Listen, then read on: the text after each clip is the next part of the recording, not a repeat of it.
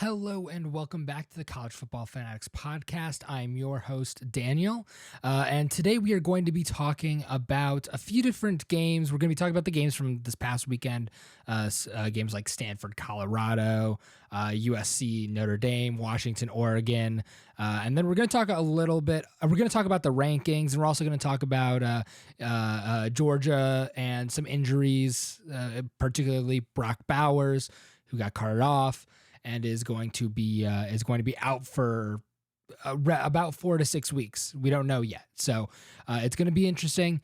But before we get into all of that, let's roll the intro, and I will see you guys afterwards. Hit it.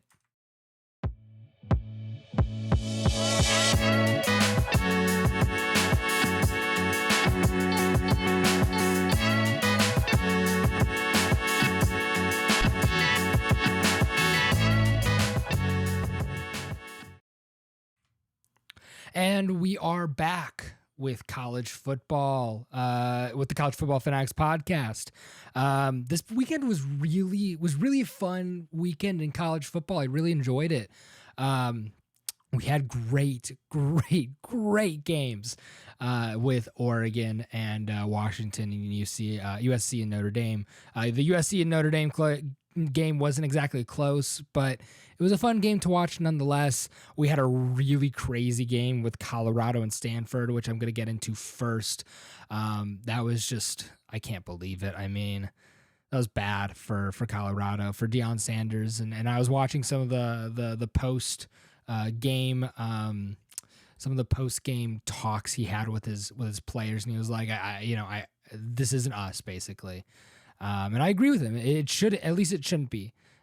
So let's get into it. So Colorado once again blows a huge lead. Another big lead. They had 29 points over Stanford at halftime, and they ended the game in double overtime, losing it 46-43. Stanford. Some notes that I looked at was Travis Hunter looked really good at wide receiver, had a bunch of yards, few catches. Shedeur Sanders obviously giving one of his favorite targets the ball for the primarily the lion's share of it from what I see. But Travis Hunter also seemed to have a really off day at cornerback, at cornerback, at defensive back. He seemed to have a really off day, which is a little unusual for him, but players have them, even the best of players. So, it is what it is, but at this point, at this game, it really cost Colorado a lot to not have their star defensive player playing at his best. And like I said, they blew a 29-point lead, which is huge. I think that was like the fourth largest lead in college football history to be blown, which is nuts that there are teams who have blown larger leads. I mean, that is a really crazy idea. So, again, a lot of people are saying like, oh, Colorado's going to be 8-4 and all these other like crazy notions when they were winning earlier this season.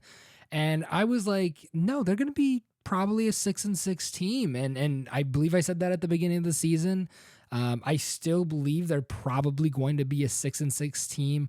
There are a couple of teams that they'll have to really work hard against to win, but I think they can do it. But like they're not going to go out against Washington and win. I can't remember if they already played, but they're not going to go out against the top teams in the Pac-12 and win. So I don't think they've played Washington yet. They played USC, I believe. So I want to go through some of the rankings for Colorado, because I think this really shows some of the weakness that Colorado has. Their offense is 60th in the FBS and 9th in the Pac-12 at 389 yards per game. They have only 86.3 rushing yards per game, which places them at 126th in the FBS and 11th in the Pac.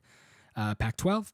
And passing yards, they have 302.7, which places them 12th in all of college football and 5th in the Pac-12, which is nuts that at 12 in passing yards, they're only 5th in their conference.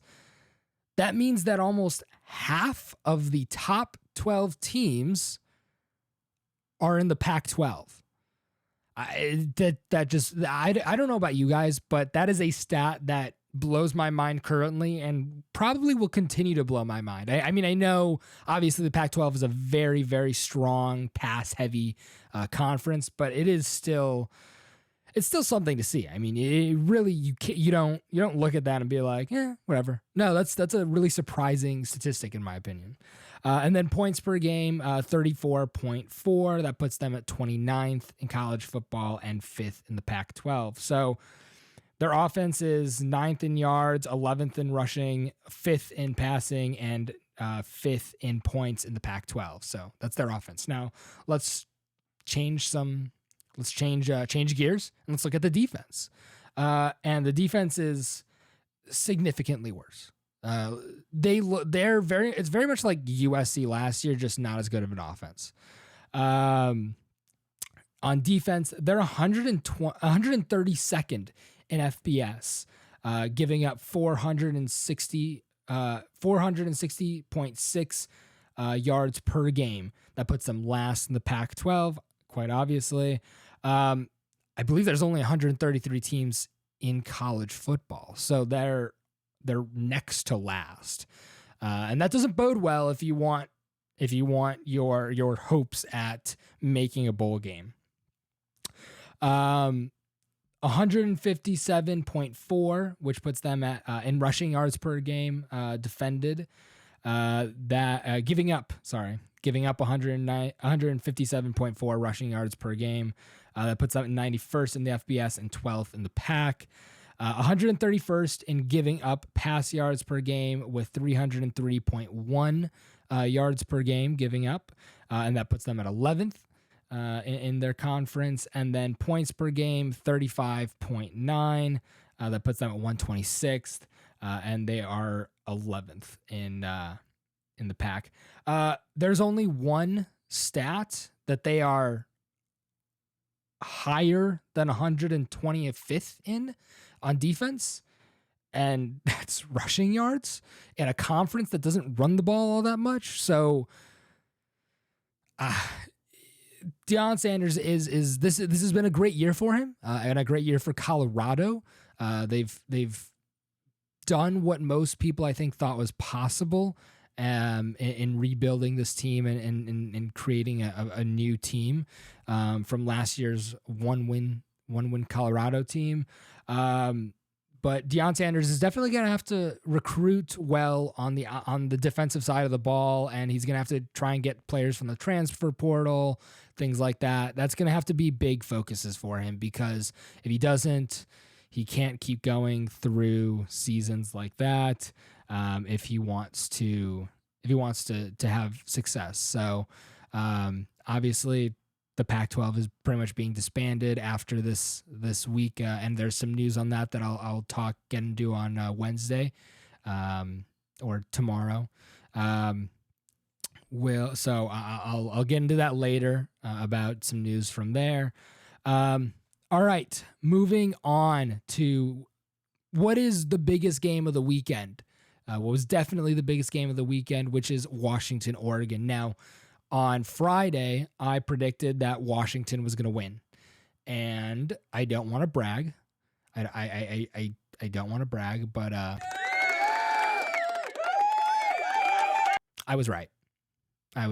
Yeah, I know. I don't want to brag, but I was indeed right. I also said that it was likely going to be a close game, or I said something along those lines, or I said like ESPN thought it was going to be a close game. It was a 3-point game, and it came down to Oregon attempting a field goal at the last minute, which unfortunately their kicker missed, and I kind of feel bad for the kid, but that's football. You win some, you lose some, and unfortunately they didn't go into overtime when they had that chance. And And I don't want to say it was an easy kick because he was fairly far. He was like, I think he was like 35 plus yards. I believe was around where the kick was, but it's not a big, it's not really a big, huge thing. Sorry, trying to get my my train of thought. It was a big loss, obviously, and unfortunately for him, but got to give credit to Oregon. They stuck in there for the entire game against a very good Washington team, which I'm actually going to read you guys some of the stats because I was a little surprised to see some of these. I thought these stats would have been a little better for both of these teams, but they're very much Pac-12 teams. And I also want to say Oregon. I'll get into the rankings after I go over these games, but Oregon did only lose one spot in their ranking. So it's it's deservingly losing just one spot. I mean, it wasn't they didn't deserve to be dropped down like 40 spots. I mean, they played against a really, really tough Washington team. So let me get some of these out for you. So Washington is second in college football in yards per game, in offensive yards per game, 541. And that's second in the Pac-12. Sorry, they are 110th in offensive rushing yards per game at 119 for ninth in the Pac-12. For passing yards, they're 422 for offensive passing yards, and that's first in college football and first in the Pac-12. And for points per game, they're 44.3. And that's fifth in college football and third in the Pac-12. On the defensive side of the ball, they are 387.8 yards, defensive yards per game, 102 in college football, ninth in the Pac-12. Rushing yards per game, it's 135.3. That's 64th in college football and 7th in the Pac-12. Passing is 252.5. That's 115th in college football and 9th in the Pac. And points per game is 20.8. That's 41 in college football and 6th in the Pac-12. That's Washington. Great offense. Good enough defense. Now, they're no Michigan, they're no Georgia, but I have a hard time even saying respectable because that 102nd yards per game is a really tough stat to get behind. But it's good enough to beat Oregon, and it's good enough to probably beat USC and Utah. So it'll be interesting to see how it shakes out at the end of the season. Now let's go on to Oregon. Oregon was first in offensive yards per game, 551.2. First in FBS, first in Pac. Rushing yards per game was 223.3. That's eighth in college football, first in Pac. Passing yards was 327.8. That's fifth in college football, second in Pac. And points per game is 48.5. That's first in college football and first in Pac. That's their offense. So this Washington defense held a very good Oregon offense to really not that many points, to just 33 points. So that is a really special moment, I think, for that Washington defense, because that means that you can hang in it with some of the best offenses in college football. It's a really special thing for Washington. So now let's look at the defensive side of the ball. It's almost equally impressive. 253.5 yards per game, 9th in FBS, 101.5, 17th in FBS. And sorry, the yards per game was second in the Pac, That 253.5 stat was second in the Pac-12. That 101.5 stat was fourth in the Pac-12. 152 yards per passing yards per game. That's 11th in FBS and first in the Pac-12. And 15.8 points per game. That's 11th in the FBS and second in the Pac-12. So their defense is second, fourth, first, and second. And Washington put 36 on them. That's hats off to that Washington team. I mean, Rome Odunze really came through for Michael Penix in a bunch of really tight spots. And Michael Penix he just played football. That's all it was. He just played football. He had 22 completions for 37 attempts, 302 yards, 4 touchdowns, and 1 interception. On the opposite side, Bo Nix had 44 attempts for 33 completions, 337 yards, and 2 touchdowns. I mean, it doesn't get much better than that. It's a really impressive. It is a instant classic football game. That is a game that people in 5 years are going to go back and say, "Hey, you remember that Washington Oregon game back in week 7 in 2023? That was a great game. That was a great game. Let's go watch it again. Let's watch it again because that was just such a fun game to watch." To be also, I do want to put this on a little bit of a side note. I was really tired when this game was going on. I was just exhausted. I had an engagement party that I was going to earlier in the day, and so I was just tired from that. So I actually wasn't entirely awake for that game, and there were moments there were like parts of the game that I just completely missed. So I had to go back and actually rewatch that game, and I am so glad I did. I am so glad I did because that was such a fun game to go and rewatch. It was nuts. It was just a nuts, insane game. So, yeah, So we'll talk about the rankings a little later, but yeah, Washington definitely deserved to move up in that game. So let's now move on to USC, or sorry, not USC, Utah versus Cal. There's not a lot that I want to talk about this game. Cam Rising didn't play.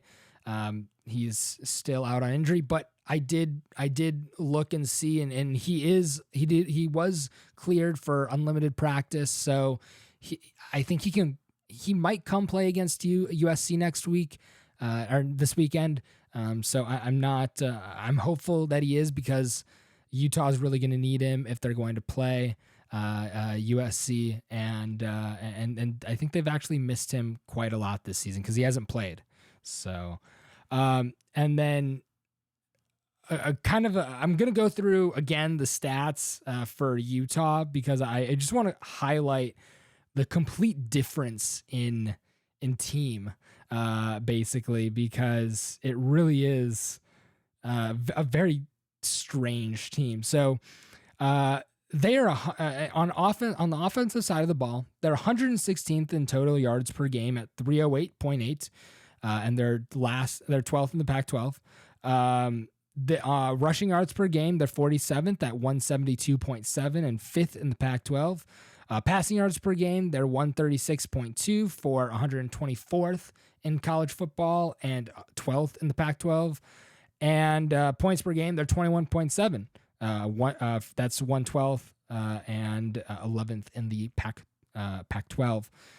On the flip side, they've got the best defense in the Pac-12.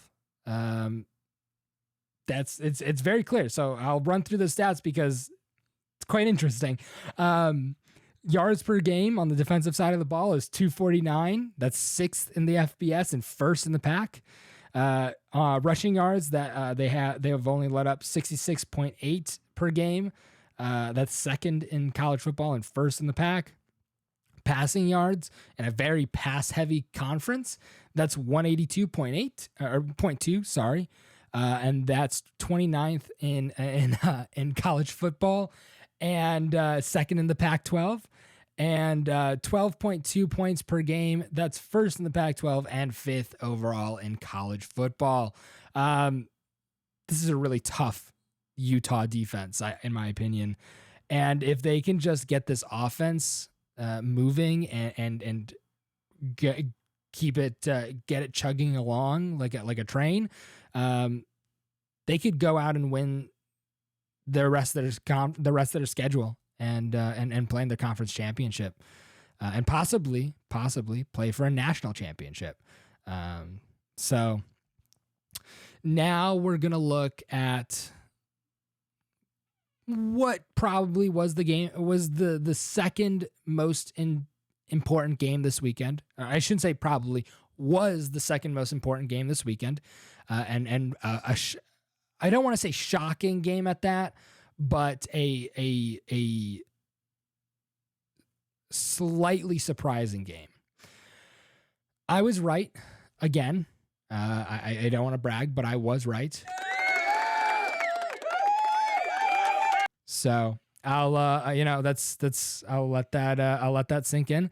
But I was right about Notre Dame beating USC. I was right about Notre Dame's defense being strong.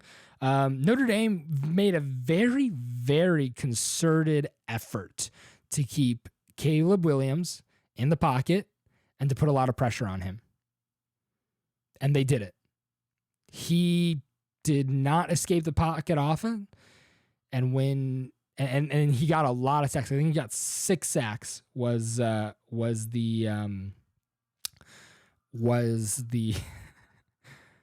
so he got 6 sacks. Sorry. Yeah, that was 6 sacks was the final sack total. So he got 6 sacks, and he threw 3 interceptions. Tough game for him. That's his worst game in college football by far, by a significant margin. That is his worst game. So it really was a tough game on him. His offensive line wasn't helping him out much. Nothing was really working for USC. And I think they've proved that they are a one-trick pony, that they rely so heavily on Caleb Williams that when that doesn't work, they don't have anything else that they can really fall back on. Last year, they had Dye and Addison to help Caleb Williams. They don't have Dye or Addison back this year, and they don't have players at the level of those players either. So, man, it really is on Caleb Williams' shoulders, and when he doesn't perform to that standard, USC falls. So this is going to be one of two things for USC. It's either going to be a wake-up call, and Lincoln Riley's going to get his stuff together and get his defense on track, or it's going to be a rock slide, basically, and they're just going to get chopped down by opponent after opponent. And I think they could lose at least 3 or 4 of the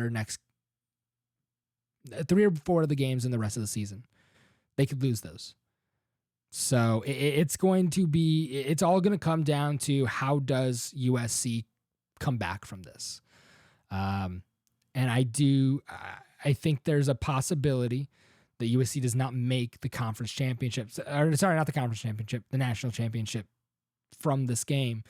If they win their conference, then I do believe they'll make their conference championship, or the national championship. But if they don't win their conference, then I say there's no shot that they make the playoffs at all this year. So Notre Dame is as good as advertised. They're a good team. They were able to they were able to do what they needed to get a win off of USC, and they created 28 points off of 5 turnovers. And I want to go through USC's drive endings so that I can show you guys just how dominated USC truly was in this game. So these are the drive endings for USC. Interception, punt, field goal, turnover on downs, interception, interception, field goal, punt, touchdown, turnover on downs, fumble, touchdown for Notre Dame, and fumble. And if you've noticed how I've stopped talking, that's because that's the end of the game for them. It really, it did not, getting a fumble on the last play. Yeah, that's not what you want. That really isn't. Xavier Watts, I gotta hand it to you. Xavier Watts. He had a career game. 2 interceptions, 6 solo tackles, 1 assisted tackle, 1 forced fumble, and 1 touchdown. Yeah, that forced fumble on that second to last, or that fumble touchdown on that second to last play. Yeah, that was Xavier Watts. I mean, he's this game. If he wasn't on the map of Notre Dame's or of NFL scouts before, he is now, because this game has made him into a Notre Dame hero. So let's look at some of the USC rankings, because I think that's an important thing. And I'm not gonna do the points per game because I actually don't have them down, but they're 13th in FBS on offense. They're 13th in FBS on total yards, 474 yards. On rushing yards, they're 60th in FBS for 158.9. And for passing yards, they're 9th in the FBS for 315.1. In order, that's 3rd in the Pac-12, 7th in the Pac-12, and 4th in the Pac-12. That's their offense. Now their defense.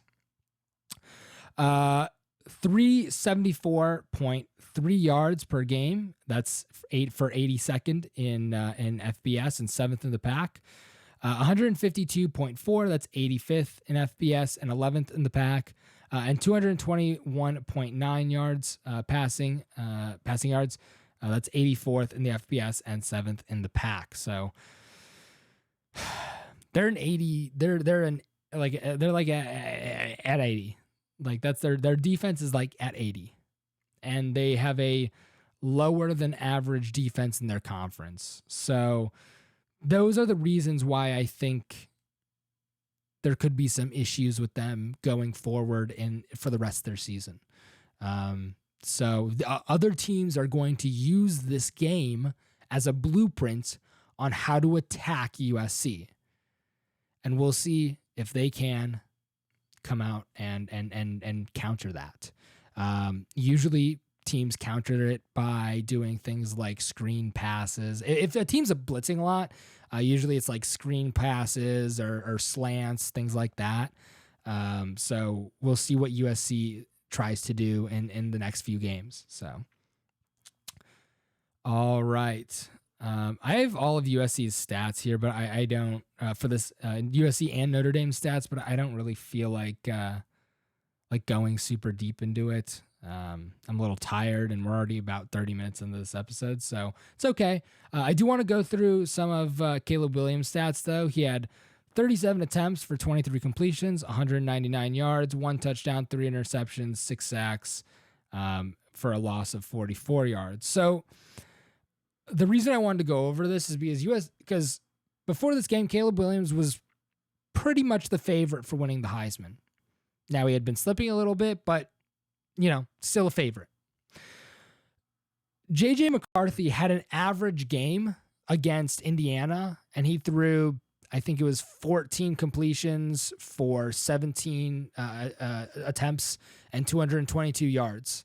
That's an average game, and he's going up against Caleb Williams's worst game of his career. He had half the attempt. He had less than half the attempts. Actually, he had a little more than half the completions for more yards. If that doesn't push JJ into a Heisman contending conversation, I don't know what will. Because if you can do what other players do with half the attempts, I then you're just the better player. And if JJ was given 40 passes per game like Caleb Williams is, I've no doubt he'd be throwing 400 and 500-yard games. None at all. But he doesn't need to. And that's not Michigan's play style. And I think that should be taken into account when talking about things like the Heisman. Because if your production is more than half of somebody else's, but you have less than half of the opportunities of the other person, then what's the conversation? I mean, I don't know if people can argue with that too much. So we'll move on. We'll move on from that. So I want to go through Notre Dame's offense and defense as well. So Notre Dame is... Sorry, I'm not going to go through their offense. I actually just want to get onto the Vanderbilt Georgia game because I actually realized I believe I actually have wrong statistics for that. I think I actually put it in a little wrong. So my bad. But we'll just hop right into that Georgia Vanderbilt game because I want to talk about this. If you are the number one team in the country and you only play well against a team with a number next to them, you do not deserve to be the number one team in the country. Plain as simple. All right, plain as day. All right? It doesn't get more plain and more simple than that right there. You have to play well against all your opponents to be considered the number one team in the country. And Georgia has not done that. And now they've lost Brock Bowers, their best receiver. More than a quarter of their passing production goes to that player. 26% goes to Brock Bowers. And he's going to be out for 4 to 6 weeks.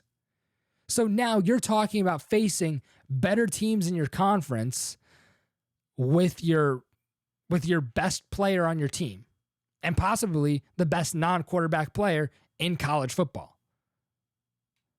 That's going to be a scary time for Georgia. And now players are going to have to step up. Wide receivers are going to have to step up.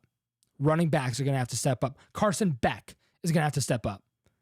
He's going to have to throw to other people. He's going to have to form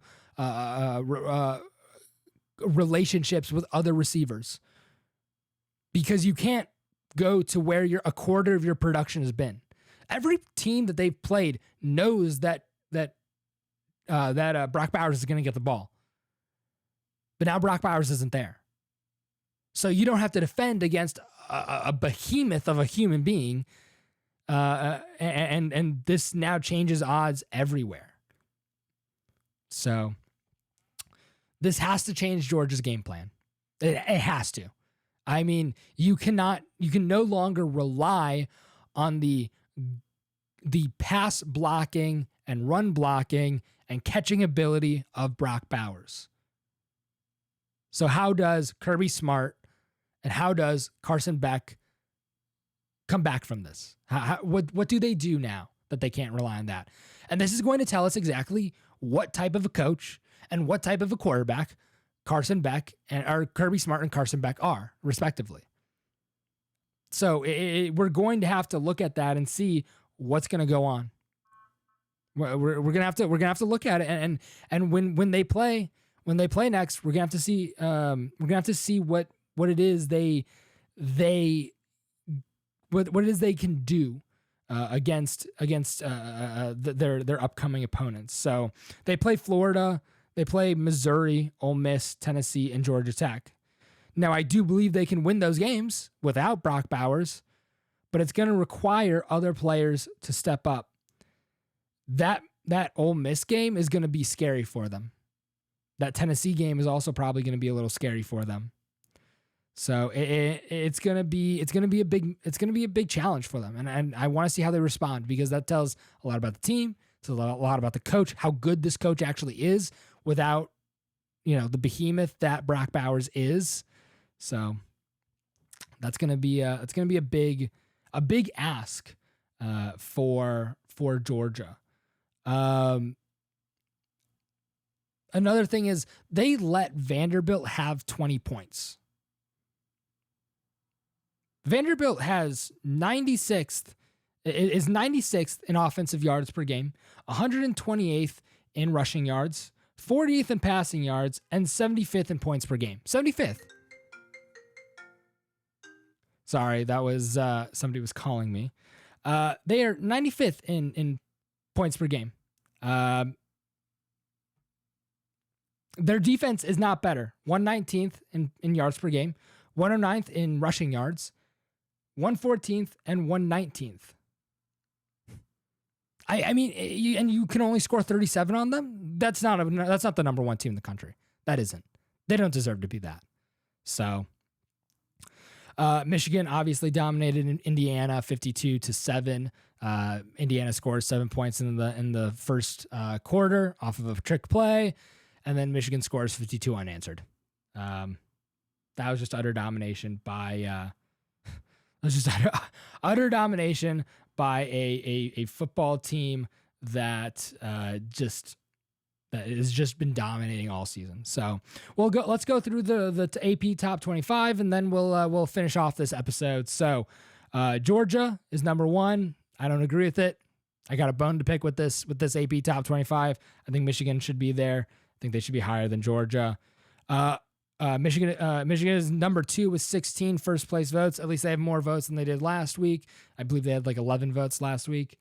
Ohio State at 3rd with 1 first place vote. Florida State at 4th with 1 first place vote. Washington at 5th with moving up 2 spots with 2 first place votes. Oklahoma drops a spot. Penn State also drops a spot. Texas goes up 1 spot over Oregon, who I actually think I think Oregon should have stayed at number 8. I don't think they deserved to be jumped by Texas, who lost to Alabama, because I don't think Alabama is particularly that good. And I have my reasons for that, and we'll get into that in another episode. But I do think it wasn't. I do think they're not nearly as talented as they've been in the past, and I've said that in other episodes before, so not a surprise. North Carolina goes up 2 spots to number 10. Alabama stays where they are at number 11. Oregon State goes up 3 spots to number 12. Ole Miss stays where they are at number 13. Utah goes up 2 spots to number 14. Notre Dame goes up 6 spots to number 15. Duke goes up 1. Tennessee goes up 2 to 17. USC dropped 8 spots to go down to 18. LSU goes up 3 spots to 19. Missouri goes from being unranked to now being ranked 20th. Louisville, after their loss, goes from 14 to 21, dropping 7 spots. Air Force being ranked for the first time in a while that I remember. They're now ranked. So 22nd. I can't remember the last time they're ranked, but I don't remember it. If they've been ranked recently, it wasn't memorable. Tulane at 23. Iowa with like the worst offensive points per game. I think they're like second to worst in college football, and I have no idea how they're at 24. I have no clue. And then UCLA drops 7 spots to 25. So the biggest losers of this week were very clearly USC, Louisville, and UCLA, dropping 8, 7, and 7 respectively. And then the biggest winners were quite obviously the teams that went from being unranked to being now ranked. That's Missouri, Air Force, Tulane, and Iowa. You can also count Notre Dame going up 6 spots in that as well. So that's going to be it for this episode. I thank you guys for watching. This episode is going to be on both Spotify and on YouTube. If you'd like, go over to Spotify, leave me a review. It helps the channel and helps me grow a little bit. It helps Spotify see that this is a this is a type of content that people want to see. If you're on YouTube, please leave a like and a subscribe down below. And I thank you guys for watching. This has been a really fun weekend. This past weekend was really fun to watch all of these teams, and I really hope you guys have enjoyed this episode. I can't wait to see you guys in the next one on Wednesday or tomorrow. So I'll see you guys in the next episode. Have a good day.